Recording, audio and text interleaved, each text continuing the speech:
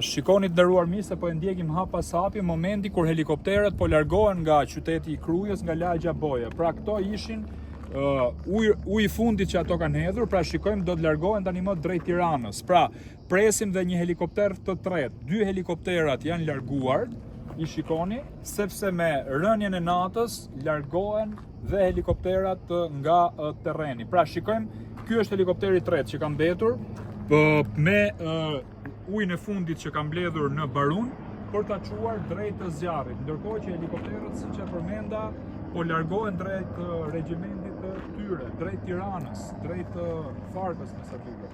Pra, ky është momenti, është ora diku te 20:00 dhe në këto momente e mbrapa, pra pasi ky ujë të hidhet tani në Krujë, në lagjen Boje, pra tek pyjet që rrethojnë lagjen Boje, ata do largohen drejt Tiranës për të kthyer në orën 6 mëngjesit. Pra, janë orë të cilat nga ora 8 e darkës deri në orën 6 mëngjesit nuk do kemi më helikoptera në qarkullim në qytetin e Krujës, në lagjen Boje, në një nga zonat më problematike, pra fshati Fushmadhe dhe lagja Boje.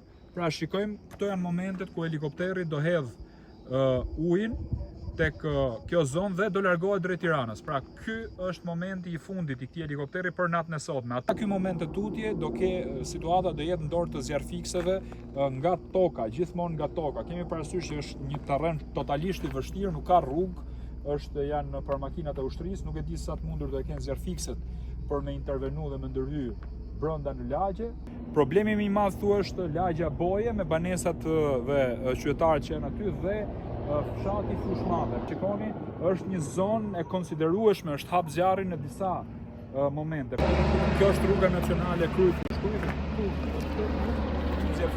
për në lagjen Boje drejt Krujës për të fikur flakë të zjarrit.